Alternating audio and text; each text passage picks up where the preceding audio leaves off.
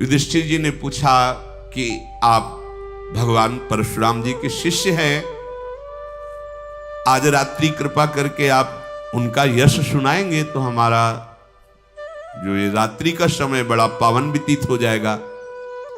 अकृतवर्ण ने कहा, भरत कुल भूषण, हमारे गुरुदेव भगवान परशुराम की बड़ी पावन कथा है।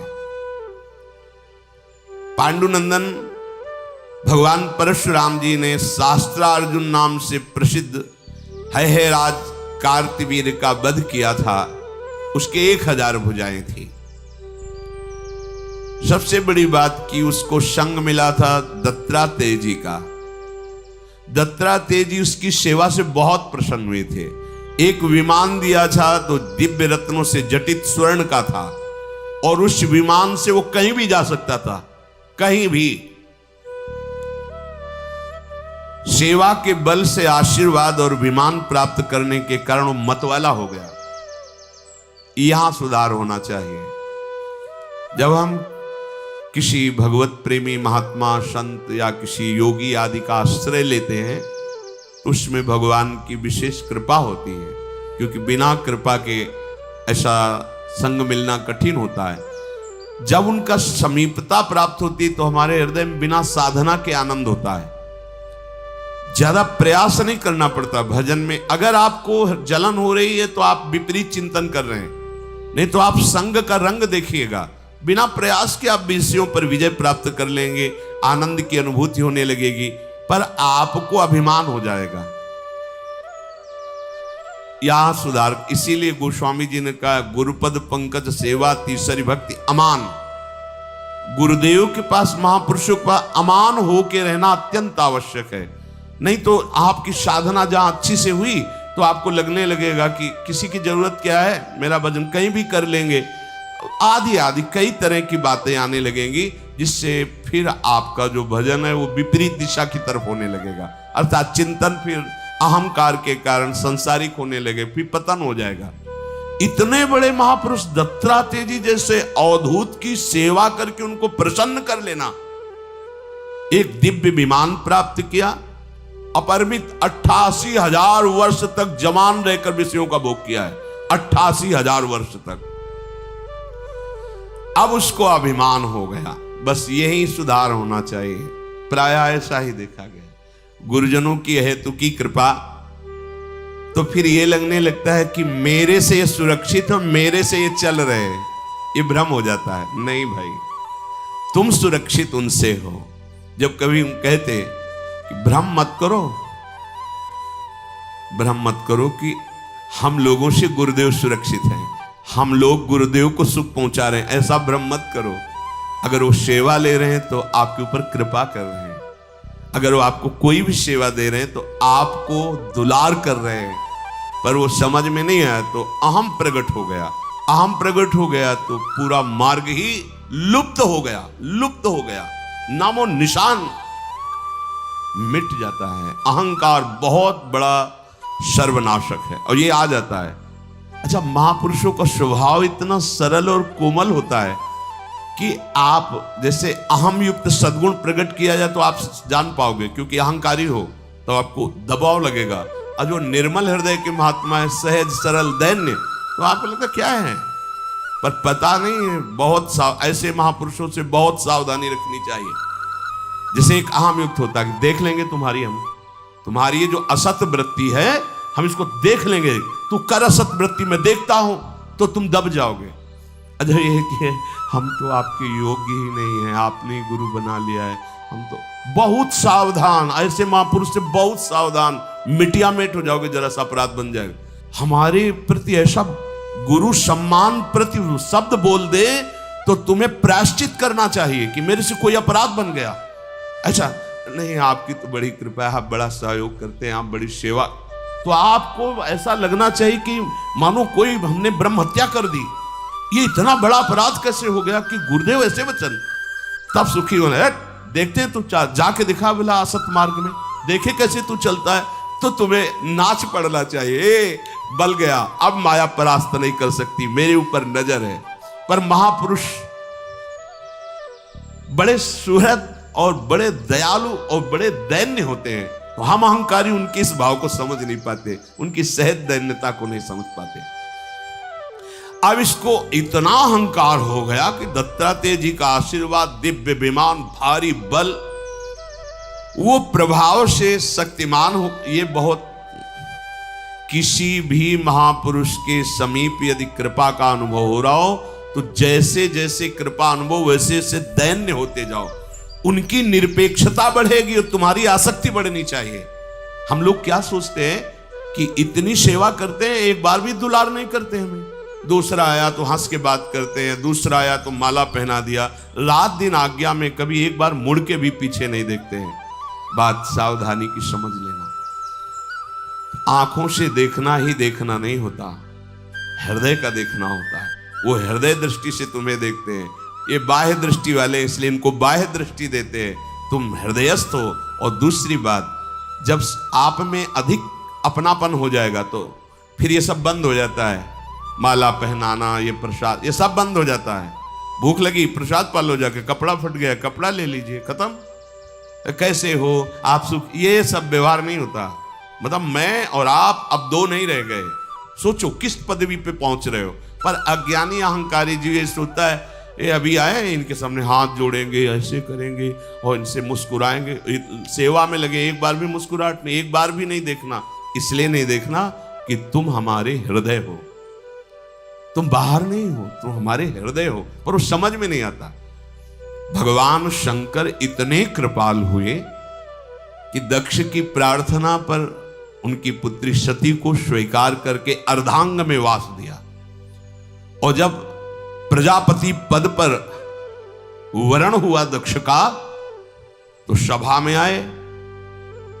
तो बड़ा पद है प्रजापति, प्रजापति पद भगवान ब्रह्मा जी का, उसी के समान है ये पद। उसे परमेष्ठी पद कहते हैं। प्रजापति पद, लोकपाल भी खड़े हो जाएंगे, कुबेर, वरुण, अग्नि, ये सब खड़े हो जाएंगे, ऐसा पद है। सब खड़े हो गए, भगवान शंकर नहीं खड़े हुए और ब्रह्मा जी नहीं खड़े हुए। दृष्टि गई, सब खड़े, भगवान शंकर नहीं खड़े, ब्रह्मा जी नहीं खड़े, तो प्रणाम किया, क्योंकि वो परमेष्ठी पद है, बड़ा पद है। भगवान शंकर की तरफ देखा, ये क्यों नहीं खड़े हुए? सभा में से बंदर के जैसे नेत्र वाले को अपनी कमल नैनी पुत्री प्रदान करी, और क्या क्या बोलते चले गए। तब इत समझ में आ रहा था कि ये है पद का अभिमान। वहां गोस्वामी जी ने लिखा है, को नर अस जन्मा जगमाही प्रभुता पाहि जाहि मद नाही।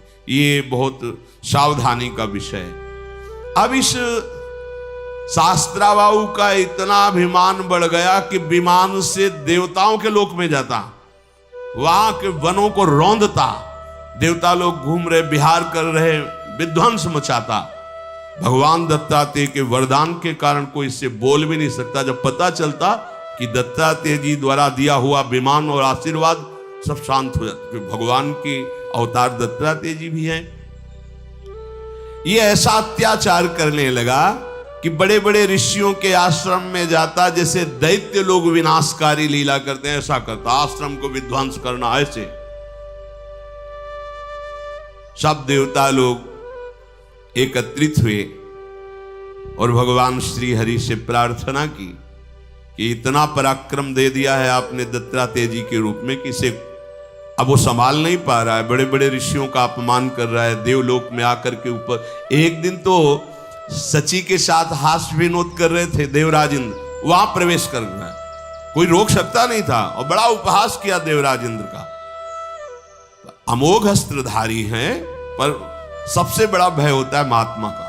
सबको भय था कि भगवान दत्तात्रेय जी का कृपा पात्र है, कहीं इससे कोई विरोध करे तो उधर ना विरोध हो जाए। जैसे आपको कोई, हम अपने लोगों को कोई आदर कर रहा है तो महारानी जी के कारण कर रहा है, अपना कोई बल नहीं।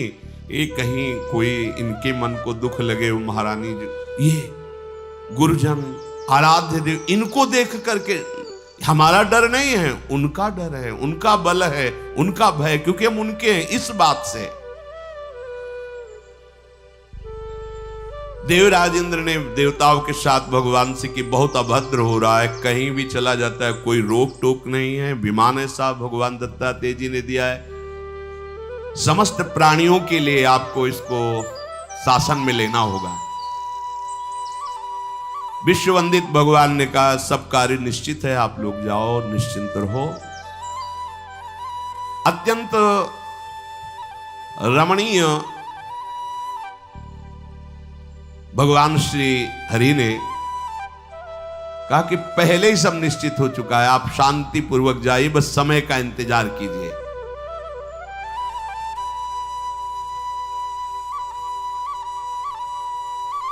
देवताओं ने कहा प्रभु आपने ऐसा कह तो दिया, पर थोड़ा तो हमें संकेत कर दीजिए कि जिससे हमें पता चले कि इसका बल इतना बड़ा हुआ है, कौन कब प्रकट होगा, कैसे, तो हम उतना धैर्य तो धारण करेंगे। तो उन्होंने कहा कि एक महाबली राजा इस समय भूमंडल पर शासन करते, जिनका नाम गाधी है। वो इस समय राजधानी छोड़कर वन प्रदेश में मंत्र का अनुष्ठान कर रहे हैं। उसी अनुष्ठान से पूर्ण उनके एक कन्या उत्पन्न हुई है जो बहुत ही सुंदरी है।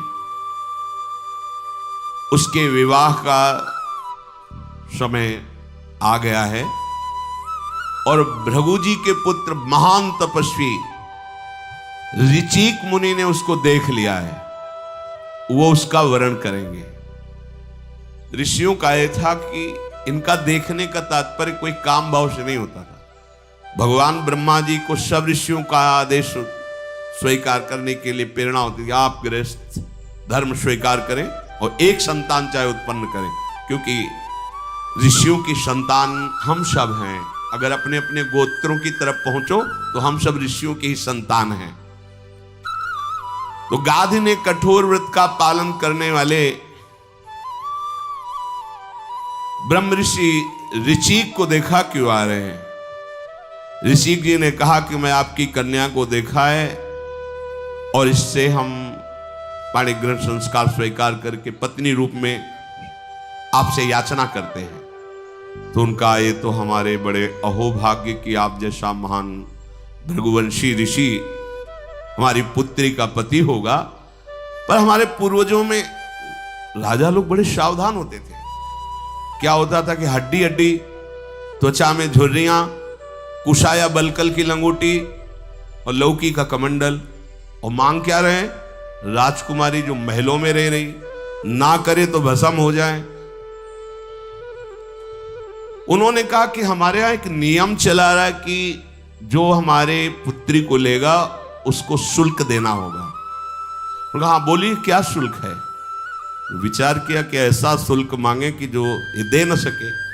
तो उनका हमें चाहिए कि वायु वेग से चलने वाले 1000 घोड़े, जिनका कान श्याम वर्ण का एक हो और पूरा शरीर श्वेत हो।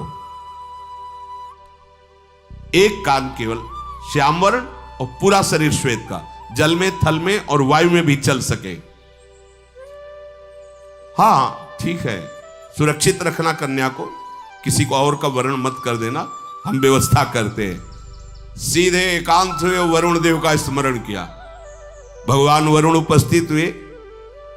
उन्होंने कहा ब्याह की इच्छा हुई है, शुल्क में हमें 1000 घोड़े चाहिए जो श्वेत वर्ण के, जिनका कान श्याम वर्ण का। महाराज हाजिर, तुरंत जल में, थल में, वायु में, अग्नि में, सब जगह सुरक्षित चलेंगे। हाँ ठीक, आ गए, ये शुल्क लीजिए। अब तो कुछ कहने का नहीं। जैसे सौभरी ऋषि के मन में आया कि ब्याह करें, तो इधर उधर नहीं गए, सीधे मानधाता के पास गए और कहा कि हमारी इच्छा हुई कि अब हम ब्याह करें। तो आप अपनी राजकुमारियों में 50 थी, किसी एक को बोल दीजिए मुझे वरण कर लें। अब कैसे, शरीर से जैसे मछली की गंध आती है, ऐसे जल में रहने से शरीर सेवार आदि लगी। ऐसे डर तो रहे थे कि कुछ बोले तो सांप न दे दे, हाँ बोले तो राजकुमारी। पास बैठना तो मुश्किल, ऐसी गंध आ रही थी। यमुना जी में और जल में समाधिस्थ होकर भजन करते थे, कोई मकान नहीं, कोई कुटिया नहीं। मानधाता ने कहा आप महाराज बड़ी कृपा की, महल में जाओ, जो राजकुमारी पसंद कर ले उसे आप वरण कर लो। अच्छा, समझ गए कि हमें कौन पसंद करेगा। ऐसा रूप धारण किया। उन्होंने कहा मंत्री से बोल दो जाके कि महल में बोल दे कि महाराज सौभरी आ रहे हैं और जो पसंद करना चाहे पसंद कर ले।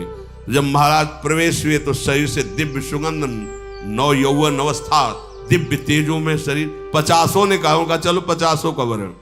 मानदाता से कहा 50 तैयार है, 50 ब्याह करेंगे। उनका महाराज को दक्षिणा भी ले लीजिए जिससे कुछ खाने पीने की व्यवस्था। बोले नहीं, कल आ जाना यमुना किनारे तुम, और तुम देखना कि चक्रवर्ती सम्राट होकर तुम्हारा वैभव क्या है और मैं एक लंगोटी वाला बाबा जी मेरा वैभव क्या है।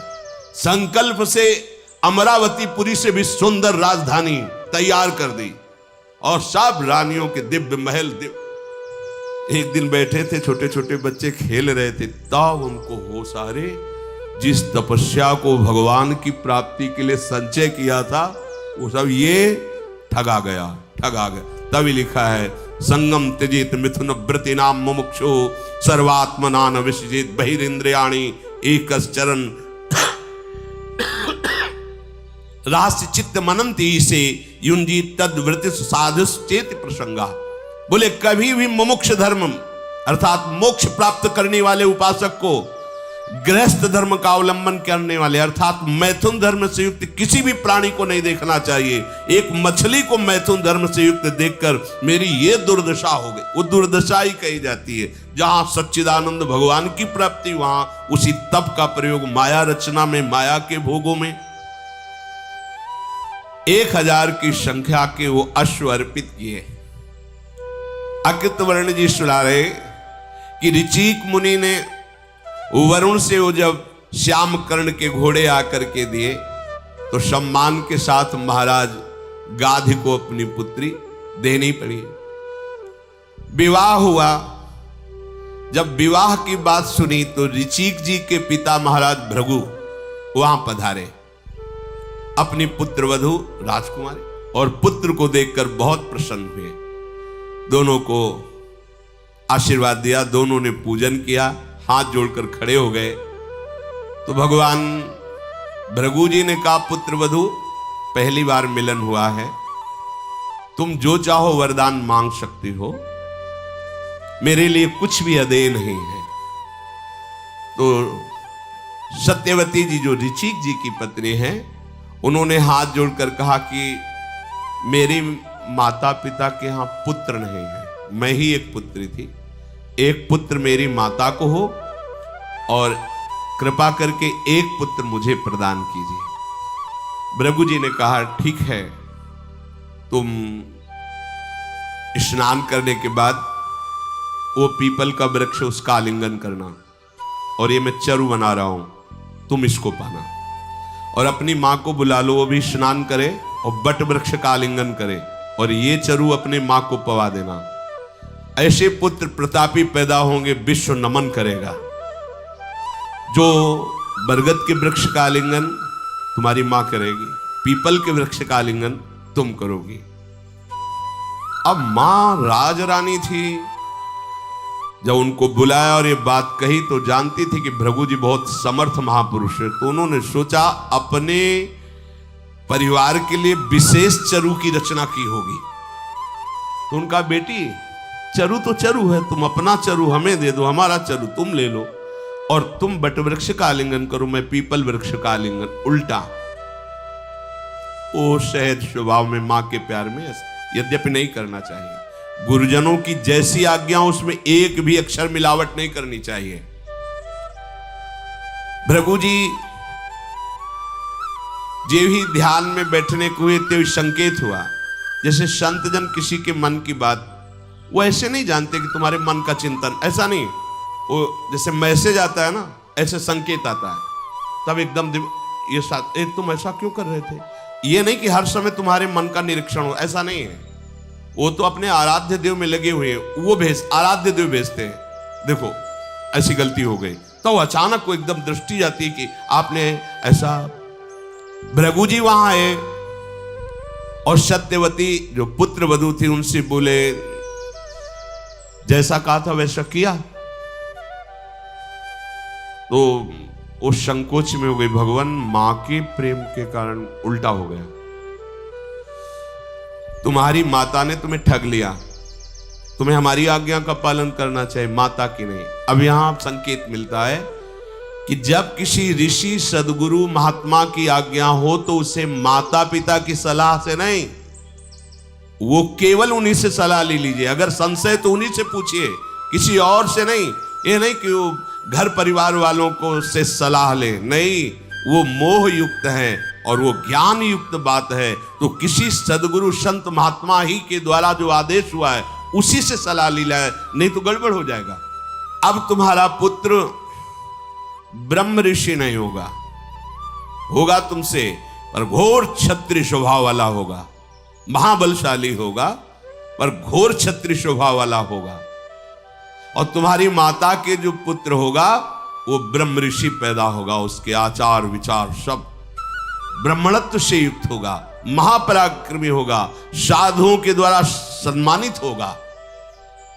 सत्यवती घबरा गई कि हम ऋषियों के गर्भ से ऐसा जो घोर शोभा वाला। वो चरण पकड़ ले, भगवान आप सब कुछ करने में समर्थ हैं, मैं बार बार आपसे प्रार्थना करती हूँ, गलती हो गई, अब ऐसा सुधार होना चाहिए, मेरा पुत्र घोर स्वभाव का नहीं होना चाहिए। उनका एक सुधार हो सकता है, घोर स्वभाव का तो होगा लेकिन पौत्र होगा। तुम्हारी प्रार्थना से मैं प्रसन्न, इसलिए तुम्हारा पुत्र तो ब्रह्म ऋषि होगा लेकिन तुम्हारा पौत्र जो होगा अपार बलशाली और घोर स्वभाव का होगा। वो राजी हो गई। तो कुछ समय के बाद सत्यवती ने महर्षि जमदग्नि जी को जन्म दिया। जमदग्नि जी, जमदग्नि जी बाल्यावस्था से ही तपस्या, तेज, सबसे संपन्न और बिना पढ़े वेदों का ज्ञान, भगवान भृगु जी की आशीर्वाद से सूर्य के समान तेज जिनके मुख से प्रकट हो रहा है, ऐसे धनुर्वेद स्वयं प्रकट होकर उनको शिक्षा, धनुर्वेद प्रकट होकर शिक्षा दिए। महातपस्वी जमदग्नि जी वेदाध्ययन, तपस्या, शौच, संतोष, यम, नियम, इनके पाल, देवता भी आश्चर्यचकित हो गए ऐसा जमदग्नि जी का साधन। जमदग्नि जी जब युवावस्था को प्राप्त हुए तो कैसे इस सृष्टि को आगे बढ़ाएं, तो उस समय के बहुत प्रसिद्ध धर्मात्मा राजा प्रसेनजीत थे, उनके यहां गए और कहा कि मैंने सुना है तुम्हारी पुत्री का नाम रेणुका है और बहुत सुशील, व्रतधारी, संयमी है। मेरा नाम जमदग्नि है, मैं ऋषियों की परंपरा से युक्त हूं, तुम्हारी कन्या को मांगता हूं। मुनि ने जब ऐसा कहा तो आनंदित होकर चरणों में प्रणाम करके उन्होंने अपनी राजकुमारी रेणुका जी को जमदग्नि जी को दे दिया। अब राजकुमारी और एक ब्रह्म ऋषि एकदम अंतराय होता था, क्योंकि महलों में पली, महलों में बड़ी, और ये वलकल की लंगोटी और जंगल के कंदमूल फल खाना। राजकुमारी रेणुका भगवान के समान उनको पूछ करके कि हमारे प्रभु हैं, उनके साथ रहने लगी और तपस्या का अभ्यास करने लगी। पति के अनुकूल चलती, समयोचित धर्म के अनुसार जमदग्नि जी ने 4 पुत्र प्रकट किए और ये 5वें पुत्र घोर स्वभाव वाले महान पराक्रमी भगवान परशुराम जी प्रकट हुए। यद्यपि अवस्था में 5वें छोटे थे लेकिन बल में और गुणों में सबसे बड़े चढ़े थे। एक दिन की घटना है, बड़ी सावधानी की। महाराज जमदग्नि, संध्या का समय था, उत्तम व्रत का पालन करने वाले रेणुका जी से कहा कि संध्या का समय है, संध्या तर्पण करने के लिए नदी से जल और पत्र पुष्प उपस्थित किए जाएं। वो नदी के तट पर गई। वहां मार्तिकावत देश का राजा चित्ररथ कमलों की माला पहने हुए बहुत सी स्त्रियों के साथ जल क्रीड़ा, मनोरंजन, विहार। राजकुमारी थी, महलों में पली थी, महर्षि जमदग्नि जी के कठोर तपस्या के बीच में रह रही थी। तो पूर्व संस्कार राजकुमारी के थे ना, तो उस राजा का वैभव देखकर अच्छा लगा। उनका स्त्रियों से मिलना, हंसना, खेलना, जल विहार आदि। वो भूल गई कि मुझे पहुंचना है महर्षि के पास, और वो मानसिक विकार से युक्त हो गई। हृदय में कुछ क्षण के लिए एक अशांति पैदा हो गई। वो अच्छा लगा, उनकी काम चेष्टा, जो उनका वो जल भी, उनको अच्छा लगा, अच्छा लगा, बस ये बात है। तुरंत होश आया, अरे महर्षि तपस्वी त्रिकालज्ञ है, वो तो मेरे हृदय की बात जान जाएंगे। अब घबरा गई, पुष्प और पत्र लेकर पहुंची। एक दृष्टि में जमदग्नि जी ने देखा, विलंब कैसे, घबरा गई। कैसे बतावे कि राजा स्त्रियों के साथ जल केली कर रहा था, उसे देखकर मेरे मन में ऐसा। आंख मूंदी एक क्षण और कहा, तुम धैर्य से च्युत हो गए, ब्रह्म तेज से वंचित हो गए, तुम्हारा आचरण धिक्कारपूर्ण है। हम ब्रह्म ऋषियों के समीप रहने वाली किसी को देखकर मन विचलित हो जाए। चारों पुत्र बैठे हुए थे, कहा खड़े हो, अस्त्र उठाओ, गला काट दो इसका। किसकी हिम्मत की मां का गला काट दे?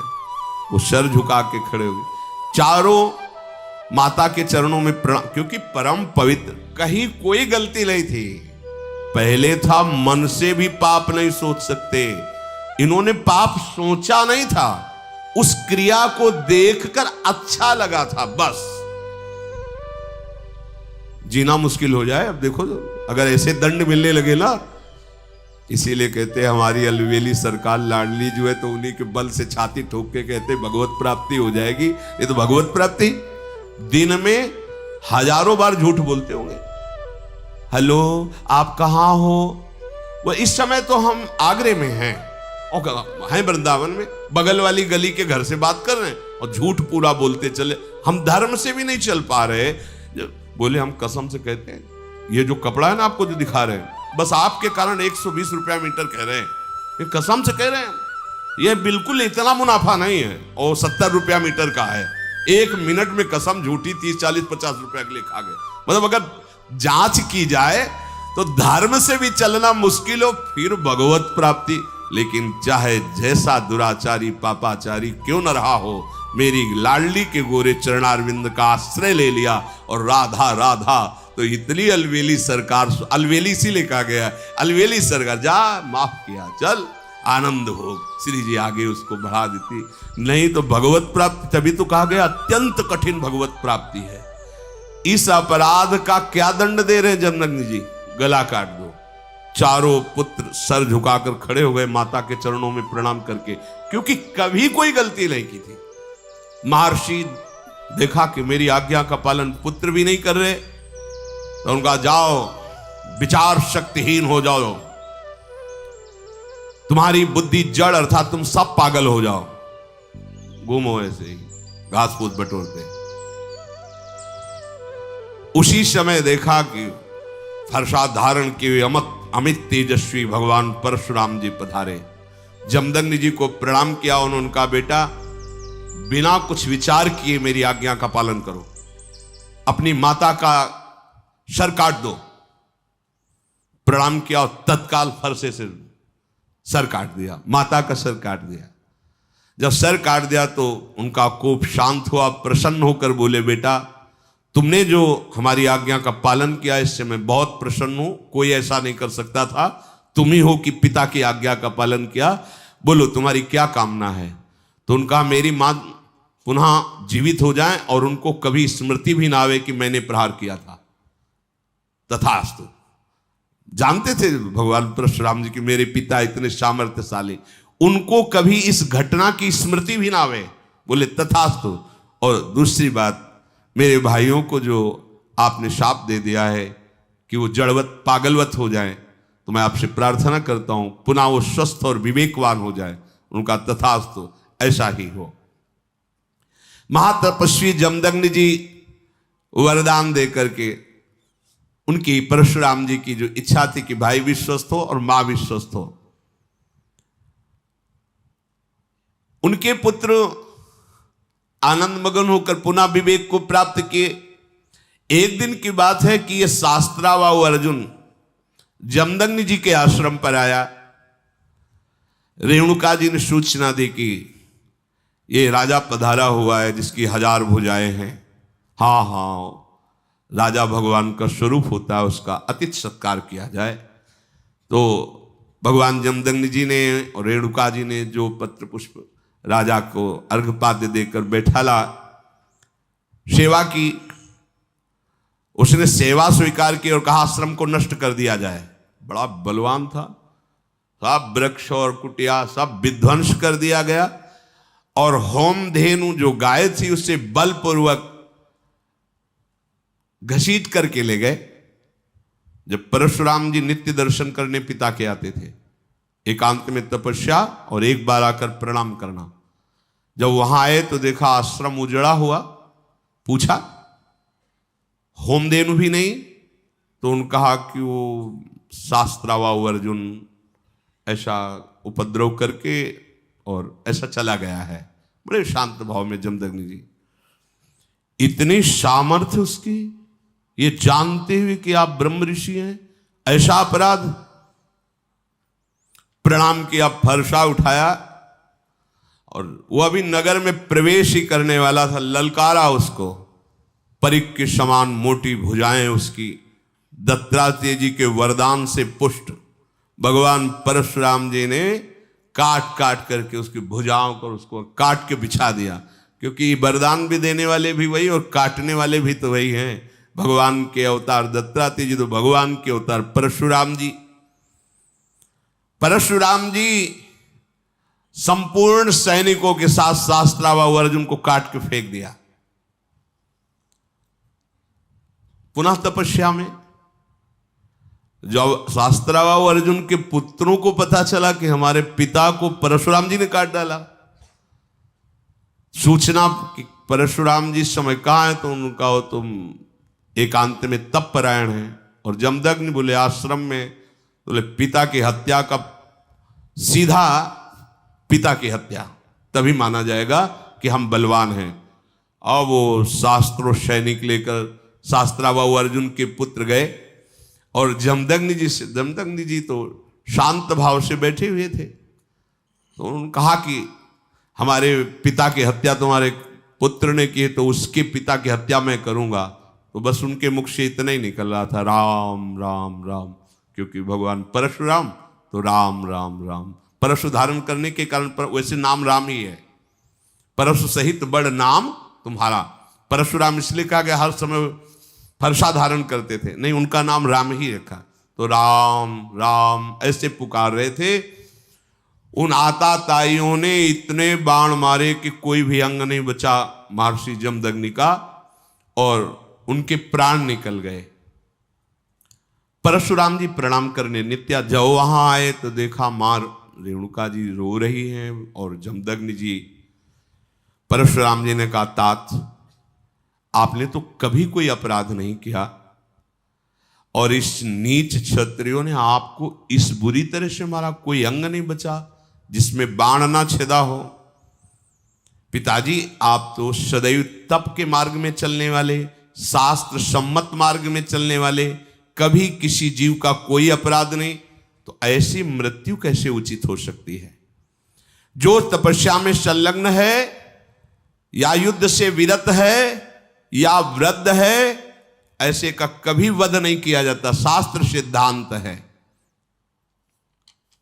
भगवान परशुराम जी ने कहा कि निर्लज्ज राजकुमार जन ये नहीं जाने कि आप वृद्ध भी हैं, तपस्वी भी हैं और युद्ध से विरत भी हैं। असहाय पुरुषों के समान मार डाला। भांति भांति से विलाप करके करुण क्रंदन करने लगे भगवान परशुराम। फिर मानो साक्षात यम प्रकट हो गए, ऐसे क्रोध से लाल आंखें हो गई और उन्होंने हाथ में जल लिया और कहा इस वंश का विनाश कर दूंगा, एक भी इस वंश में नहीं रहने दूंगा। क्षत्रिय शिरोमणि युधिष्ठिर जी, भगवान परशुराम जी ने जब संकल्प किया तो पृथ्वी थर्रा उठी, और हमारे गुरुदेव भगवान परशुराम ने अकृतवर्ण जी कह रहे 21 बार घूम घूम करके समस्त भूमंडल के राजाओं का नाश किया, कुल के कुल विनाश कर दिए। परशुराम अमोघ बलशाली,